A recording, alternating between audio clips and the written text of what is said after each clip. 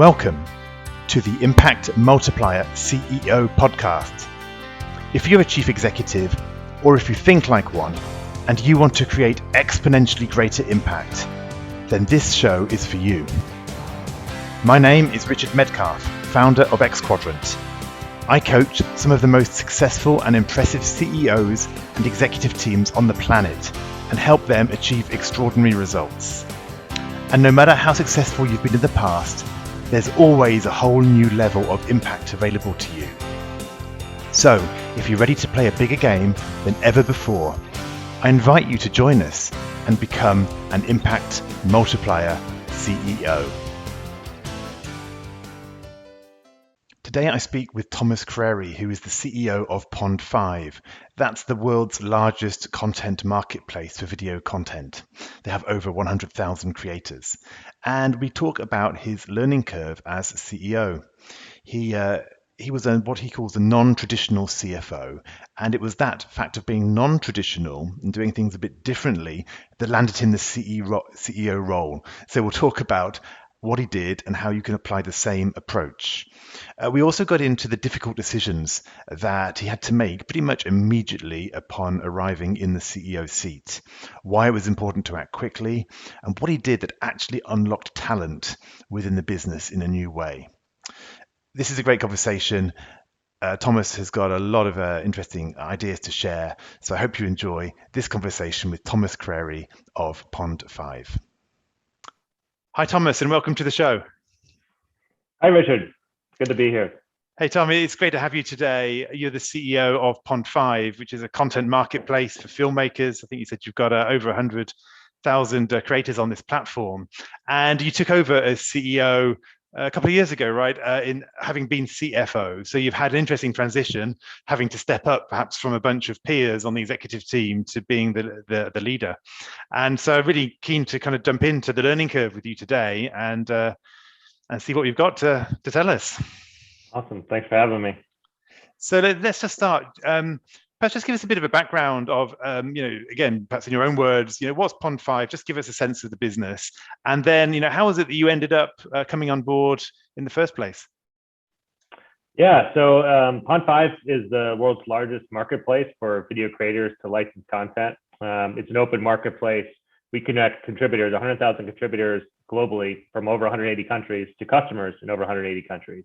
And it's a great model. If you're a content creator, you can put all of your content online, whatever content you want to license to other people, unused content or content you're very proud of, put it onto the marketplace, and when it licenses, you make revenue on that. So it's a great model.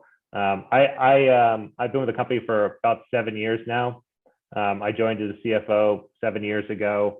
I was recruited by one of our investors, Excel Partners, who I'd worked with in a prior life as a consultant, and it was a great opportunity, and I couldn't pass it up. So I joined, and it's been a really, really great ride. Perfect. So the first question I've got for you is, how did you become CEO? Right, you were the CFO. What was your secret sauce? Right, how did you? What was it? Would you say that kind of positioned you for the top job? Yeah, I mean, I have to say, I wasn't really looking to switch from CFO to CEO. It was one of those, ideas that, he said, well, maybe 1 or 2 jobs from now, I'd look at a CEO role. But I always thought I'd be a CFO for a while, certainly during my time at Pond5, and probably even for the next job I looked at would probably be a CFO role. I think we ran into an interesting time. This is an interesting time, obviously, in all of our lives. In March 2020, when I took over, so that was just about 2 years ago now. Obviously, there were some changes going on in the world with the pandemic emerging. And we were about a week into the pandemic. I think we had just started working from home, and we were home for about a week when my former boss, the CEO at the time, grabbed me and pulled me aside and said, that he was leaving to take a different job. And frankly, we were actually struggling. We had a little bit of an acute downturn with the pandemic, as so many did. It wasn't as bad as many businesses, that I know in the travel industry or hospitality that had a really tough time. But for us, we were down 20 or 30% overnight, and we were, not sure how long that was going to last for. And it was a little scary. We were burning some cash at the time, and we had to, take actions. So, at the same time, we had to lay off some of our team members, including some of my fellow executives. and kind of recast, the business for the future, not knowing what the future would hold. So it was a difficult time while I was also transitioning on to become CEO. And so we sort of worked through that. And luckily, within a few weeks, actually within about a month, things had sort of returned to more normal, at least in terms of, our revenue profile. And actually, we started to get a little bit of a benefit over the course of the summer as, lockdowns persisted and actually people needed to come find pre-shot content, because it was not as easy to go out and, shoot what you wanted to shoot as a content creator. So ultimately, we actually ended up in a, kind of coming out of it quite well. But it was an interesting transition, time, and certainly one I wasn't prepared for. Yeah. So I heard a couple of things. So it was pretty much overnight that it sounds like the CEO was going to resign. And why do you think you were kind of chosen as the replacement? Was it the finance background? Was it was that what was needed? Do you think, given the complexities? What was that? Yeah, I mean, I certainly had been there for a long time. At that point, I'd been there about 5 years, so I knew the business well. And I probably wasn't your traditional CFO. I wasn't someone who focused, on closing the books and then sort of stopped there. I was definitely the one who would, find my way into every operational department in the company and either run it or help run it or at least be inquisitive about it.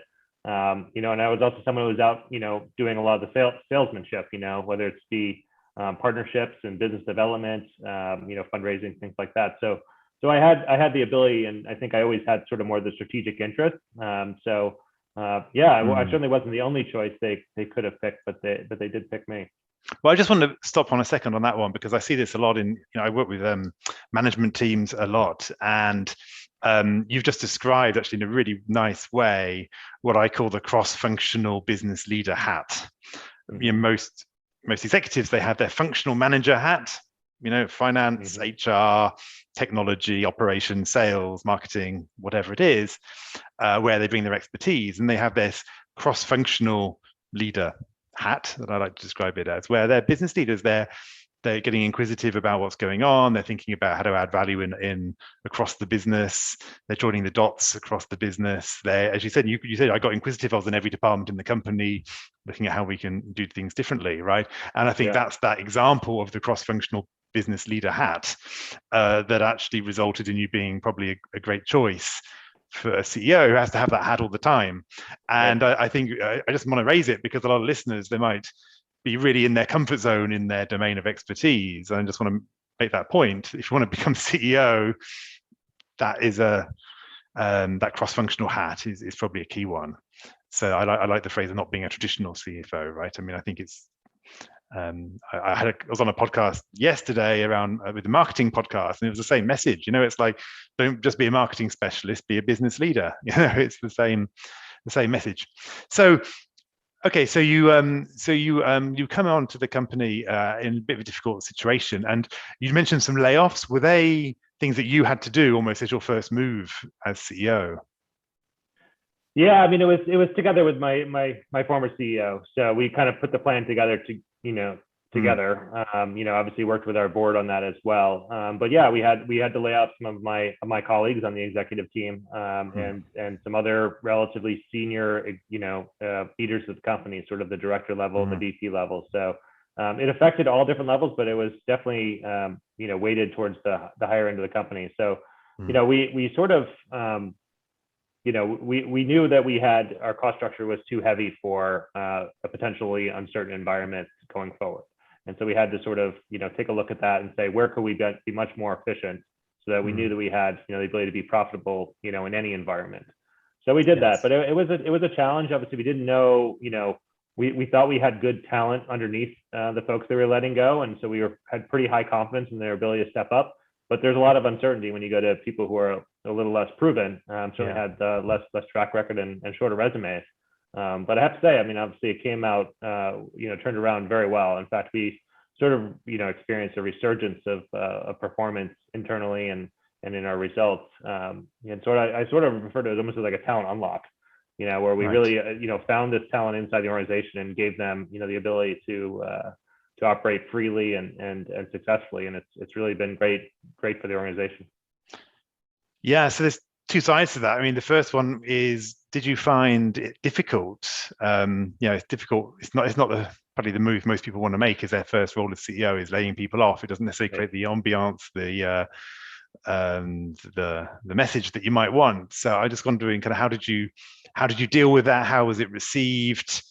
How did you position that? It was incredibly difficult. I mean, I think it was a time of great uncertainty for our company and for the world, and to try to do that in a way when we're all working from home, so we are all suddenly sent back to our homes working remotely, so you're not in touch and you can't see and talk to your colleagues the same way, and then to have to deliver all those messages, not just the people that were impacted, which was incredibly difficult, but also the rest of the company, to try and keep the morale together up and the team together was very challenging. Those few weeks were very hard, especially leading up to it, when I think everyone sort of expected something was coming. They didn't know what it was, so there was sort of the air of uncertainty, knowing that we had to do something up until when we actually did it, and then the few days afterwards. But afterwards, after everyone sort of settles into the new reality, and we started to see those glimmers of hope coming back and the market coming back, everyone started to actually rally around it. So It wasn't too long where it went from very, very bleak and dire to actually really optimistic. Within a month or two. It was actually quite remarkable. So that was a hard initial phase, but then kind of things came around. And was there anything that you did afterwards to kind of try to increase morale or give a new light, at least of energy? What was something you did there to help the company get past that? Yeah, I mean, I think the main thing we did was try and reach out and talk to people. Because especially in this sort of remote first environment where we're all from home, there's no outlets in life, right? Because during this time, March and April, you couldn't even leave your house really. So we were all operating on video only, but making sure that I was probably talking to 10 or 15 people from the company a week for the course of 3 or 4 weeks, while we were kind of going through this transition. And I had all of my other co-leaders doing the exact same thing, so that we were getting to everyone from 1 or 2 angles very, over a pretty short period of time, and people are feeling connected, right? So I think just that feeling of connection is incredibly important. And we've continued that, obviously not to the same extent, but, making sure that, you're reaching out to someone you don't normally talk to in your everyday, work, but still feeling connected to people in a way that we can't when we're not in offices. Yeah, I love that. And what about the unlocking the talent piece? Because you mentioned that unlocking the talent. What was that process? I mean, I understood that there's some senior people who'd gone, so there was a bit more space. But again, what did you do you think, to help unlock that talent? Yeah.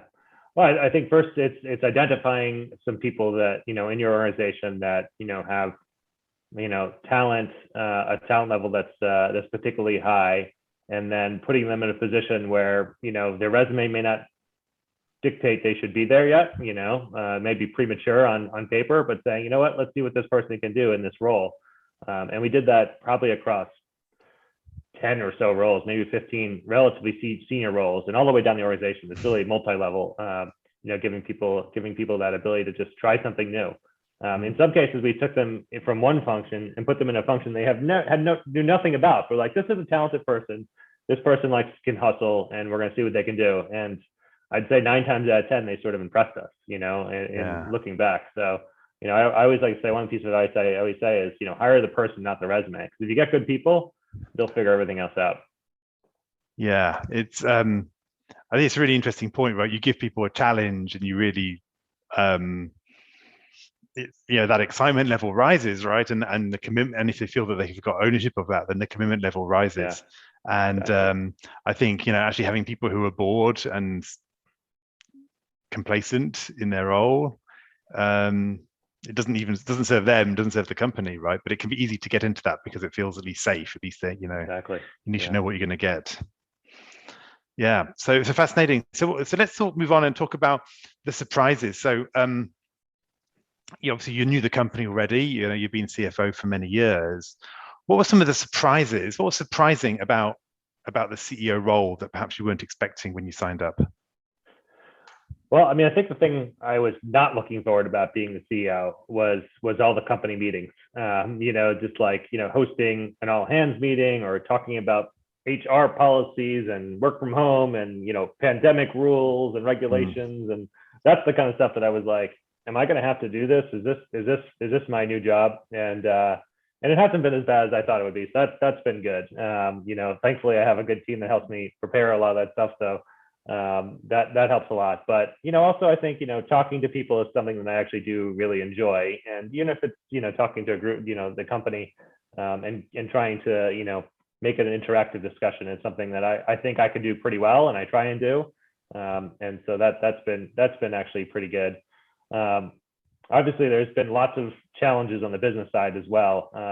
But I think one thing I've been surprised by is sort of the rigors of business. When you're the CEO, the full weight of what's going on with the company, the successes or the lack thereof, or just the impatience of results really weighs on you. And I think we all live in sort of we operate in a competitive environment. And you realize that the competition's moving just as fast as you are, and you always have to kind of be outthinking them and outpacing them, or else you fall behind.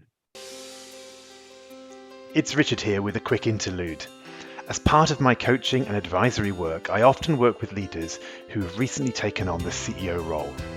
It's a big leap from the comfort zone of functional leadership or business unit management. And it opens up a whole new set of stakeholders, pressures, decisions, and responsibilities.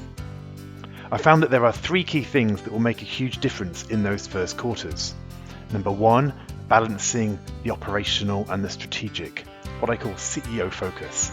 Number 2, establishing credibility, what I call CEO presence. And number 3, managing stakeholders, those CEO conversations. I've written a short email series that goes into more detail on the transition to CEO and how you can practically sharpen your CEO focus, solidify your CEO presence, and master your CEO conversations. It's insightful and it's entirely free of charge, and you can register for it by going to xquadrant.com/go/curve. Now, back to the conversation. Yeah, you said that weighs on you. How do you manage that? Is that something you find it easy to leave behind when you leave the office, so to speak? Well, not that there is an office anymore; everyone's at home. So, but how have you kind of managed that stress level? Yeah, I mean, I my big outlet is probably exercise, even if it's at home. I do like to exercise, and I think that really kind of gives me a break from whatever I'm thinking about. But I am always on. Like I'm definitely that personality that doesn't fully shut off. Like my downtime is still thinking about something that's work related. And so yeah, it is a challenge. It's a challenge for me for that reason.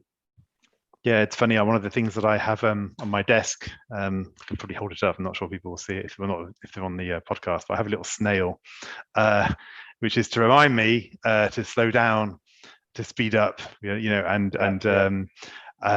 because often there's so much things going on and we can run really fast, and just being able to slow down is important. And as you said, switching off is another one. So you talked about the impatience of results. Is that your impatience, or is that like investors and pressure on you from outside? I'd say it's primarily my self-driven pressure. My investors have always been very supportive through great times and tough times. They've always been supportive, so I can't really fault them for anything other than the normal level of scrutiny. But no, it's all self-driven. The pressure in this world to grow faster, be more profitable, serve both sides of our marketplace, because we have both customers and suppliers. Serve our employees to make sure they're progressing. That's probably the one that actually probably takes the most seriously, actually, is the employee responsibility. When you hire smart, ambitious people, you have the responsibility to continue to challenge them. And if you don't, you lose that edge that you're benefiting from. So, if I had to say I'd lose sleep for one thing, it's probably mostly my employees, and keeping them going. Yeah. It's interesting.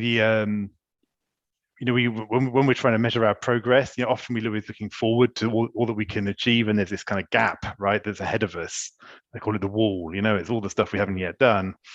And I think that can weigh down on people, especially when people are visionary and they have an idea of where we want to be and everything else, and that can really be weighed down. I often say it's great to create that vision to be inspired by and to set plans for, but then it's really important to measure the progress and look backwards to measure progress. How far have we come? Right. Because Yes. otherwise, on a game you can never win, because that horizon keeps going further and further back. Right. And it's like I take my kids walking on the mountainside. They're in the car park. They don't want to get out. It looks far too daunting, right? They get up 10 minutes later. They get to look down at the car park, and they're really happy at their progress. But if you show them again how far they've got to go, it's depressing. So 100%. I love that, actually. That's another thing that surprised me is, I think as a CFO and as a business analyst kind of coming up to the ranks, I never really appreciated the importance of strategy setting for an organization. For me, it was always decision by decision, make good decisions, and then you'll end up in a good spot, sort of taking it day by day. And then as a CEO, I sort of realized, and I was probably led to this conclusion by other people, but if we don't set a course for people, they won't know which direction to run, and then they'll end up being less efficient in their path to get there. And we've done a lot in the last 2 years about really trying to set a clear strategy. And that includes, by the way, looking backwards and saying, well, this is how far we've come. This is where we've been successful. This is where we have not been successful. And then because of those two things, where we've been successful doing more of that and fixing the weaknesses we have, that results in our strategy, and I think that's also been an unlock for us too, is helping to set that course so people on the ground can make those individual day-to-day decisions without having to, surface every issue up through the leadership ranks. So that's also been, a surprise to me as someone who probably never really appreciated that kind of coming up myself, but also, in terms of how it's turned out. Yeah, I think it's right. I mean, giving that the context people to figure out the right decisions for them to make is one thing. And then I think as well, the other one is, which is really hard, is to help people figure out what's not so important, right? And that's a hard one because often I say companies can have smattergies instead of strategies. They smatter all these ideas and hopes and ambitions. Whereas actually strategy is a knife. For me, it's a laser. It focuses in. It's trying to get to the essential. Which is quite a hard process, right? And often people want to go quick and get a quick decision and get a simple answer, and actually getting to simplicity often means going through complexity and I can't believe how much time I've spent helping to craft that. That was a thing that I could not have imagined spending as much time on something like this. This document effectively that we can all kind of agree to and sign up to. But I really do believe it's worth its weight in gold, all that time spent, because it's helping everyone else know what they should be working on and knowing what decisions to make and what to prioritize over something else. Yeah, so I've heard that perhaps one of your top tips for new CEOs might be around that importance of strategy, right, and spending time on that, and communicating that. What else would you advise for new CEOs in role? What would you recommend? Where should they put their attention, or what habits should they build, or what would you suggest for them? Yeah. I mean, I think strategy is a good one. I think making sure you keep time for free thought. Rather than running from every day meeting to meeting to meeting. You're going to do that, obviously, but you also have to make sure you have the time to step back and really make sure you're kind of thinking about, again, are we adhering to our strategy? Should we be evolving or changing our strategy at all? Should I be taking, this external call or that external call? Should I be talking to this person in our organization? You need the time to even think about what you want to do so you can do it, you know what I mean? So I need to, because ultimately there's not enough time in the day to do all the things that you should do. So you have to prioritize what are the 3 or 5 things you want to get done each day or each week that can be a path to that. So I think free thought and prioritization is absolutely key. Yeah, beautiful. Yeah, it's and it's people often struggle. Many of my clients, they're CEOs, the top of their game, they're creating amazing things, but they're all need that. What they don't get enough of normally is time to strategize, time to reflect, time to have their thinking challenged, get out of their own bubble. That's right. Open themselves up to serendipity. I like to say to people, it's like we're often not focused enough and we're too focused. But what I mean is it's really easy to get focused in on tunnel vision, on doing the things that we thought we need to do, but actually we're not opening ourselves up to a random conversation with a possible partner, or we're not opening ourselves up to those things, or having time to think about some of those shifts that you just mentioned, which at the time doesn't feel like an efficient use of time, does it? If you're having you're thinking until you've made the decision, it doesn't feel like it's particularly useful, right? Especially when you're kind of an action-orientated kind of individual. But it's the game-changing moments often. It's where you make one decision, find one opportunity that opens up a whole new possibility. Exactly. Yeah. So let's move into our kind of quick fire questions. I think it's always interesting to kind of think about some of the resources and inputs that are going on in the minds of CEOs. So the first one is, what's a kind of a favorite quote that you might apply to your own leadership, or something that inspires you, or that is a bit of a watchword for you?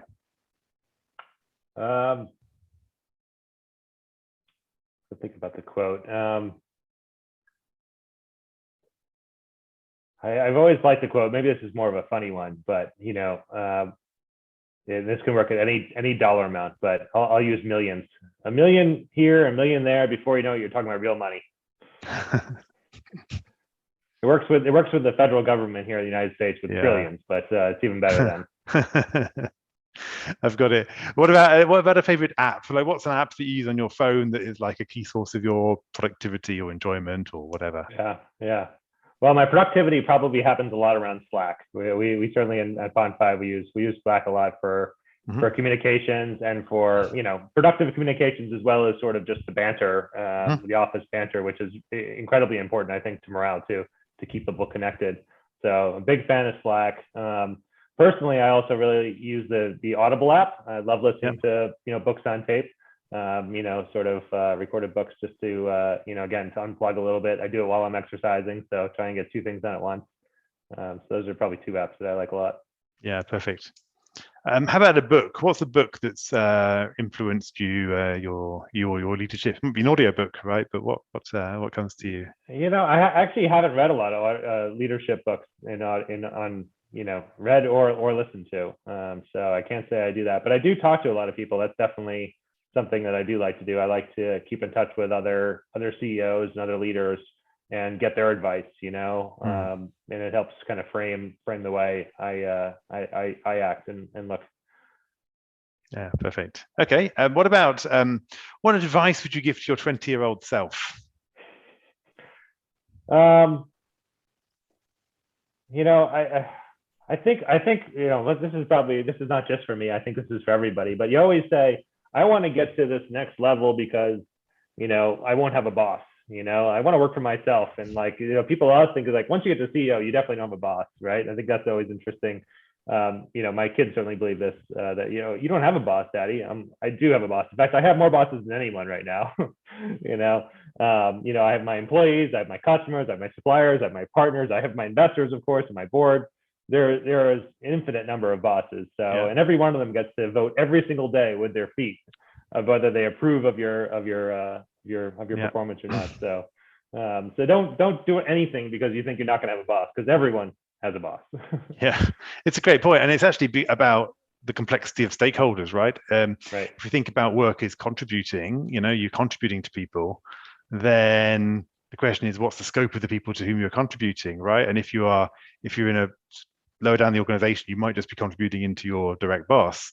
Right. But when you're in the CEO, you've got responsibilities towards a whole bunch of people, as you said. You have to look at the role as, and this is any role really, any leadership role, your job is to serve, right? Your job is to serve the people that you're leading, right? And make their jobs easier, make their decisions clearer.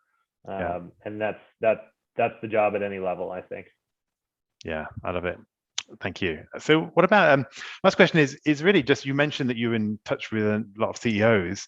I'm always interested, because many of our best guests on the show come from referrals. So, is there anybody that inspires you, who's an impactful CEO, who you think, what inspires you, that might be an interesting guest?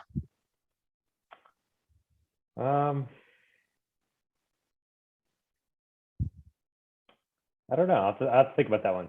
No worries. I definitely have some friends that would be interesting. Okay, well, we can take that offline. Yeah. Okay, so those are quick fire questions. The last part is really to think about your next level, right? So first of all, for the business, for Pond5, where do you want to go from here as a business? Yeah, I mean, I think we focus every day on growing to be as big and useful to our market as possible. I think, like I said, we serve both sides of a marketplace, customers and suppliers, contributors onto the site, and we have to keep them growing in lockstep. I'm very motivated by seeing the success of our artists that contribute to Pond5. And every time I see new content come online that I think is really interesting and expands what we have, and I know that will connect with the future customer, that really keeps me motivated. So seeing that success through both sides of a marketplace, customers that love to come to the site and get what they need, and really have a delightful experience while they're there, and then the artists that see the success and basically run their own businesses through Pond5, that's really meaningful to us too. So seeing that growth on both sides of the marketplace is enough to keep me motivated. And it all comes through that sort of growth metric that we have, because that means everyone's getting more money. Yeah, perfect. And as you grow the business, what do you feel will be your personal stretch, right? What are you going to have to do differently to actually multiply your own impact to lead at a higher level in the business? Now you've been in the role a couple of years. Where's the growth for you, do you think? Yeah, I think it's still balancing sort of the internal and external objectives, and growth drivers, right? Before I would spend a lot of time doing business development activities, talking to partners and getting partnership deals done. And obviously we have a business development team that does most of that now. I'm less involved with that than I used to be. I still can stay involved a bit, but I can't be I can't spend more than X percentage of my time on those deals themselves. So, no. I think trying to balance the really strategic and maybe low probability type deals that you might work on from time to time, but that can be transformational when you get them done. It's hard to balance those types of objectives, the urgent from the important, right? As I think it was Eisenhower that said, right? Yeah. That's a tough thing to balance. Yeah, absolutely. And it's actually the hard one is people often say, let me focus in on the urgent and important ones, but that's like known as firefighting, is people don't realize it's like, people think that's feels like it's the obvious place to go. But if you're spending your time there, then basically, firefighting, it sounds heroic. It's kind of almost come to be a bit heroic in business, like I'm just been firefighting and sorting things out. It sounds like I'm a macho, firefighter, right? But actually, it's terrible when things are burning down, right? It's terrible when you have to drop everything to deal with something. Right. And I think that idea of, how do you get onto the front foot, right? How do you build things strategically and solve the problems ahead of time so that they don't require people to drop things? The firefighting, exactly. No one likes fighting fires. Even firefighters don't like fighting fires. Or maybe they do, but but we certainly don't as companies. No. I think that's the kind of thing that brings stress to work environment. And we've had our share of fires over the years, but limiting those, like you said, and getting in front of the issues makes everyone's work existence much more peaceful and predictable. Yeah, absolutely. Well, hey, Tom, it's been great speaking with you. If people want to find more about you or about Pond5, how do they best do that? Yeah, I mean, our website is www.pond5.com. Very easy to find. Come on and let us know you found us on this podcast. We'd love to work with you, or just come and take a look at our site. We're also on all the social media channels as well under Pond5. Perfect. Well, hey Tom, it's been great speaking with you. I think I've really enjoyed the conversation, especially thinking about what it means to kind of become CEO from this non-traditional CFO, as you described it, and then talking about some of those tough decisions that you had to make as you came on, about releasing talent. I think it's been a really rich conversation. So thanks again, and look forward to staying in touch. I hope you enjoyed this conversation. Now let's talk about you. When you're in top leadership, when you're in the biggest role of your career, who supports you at a deep level as you lead others? Who helps you multiply your impact and get to the next level? If you're ready to learn more about our content, our coaching, and our community, then visit us at xquadrant.com.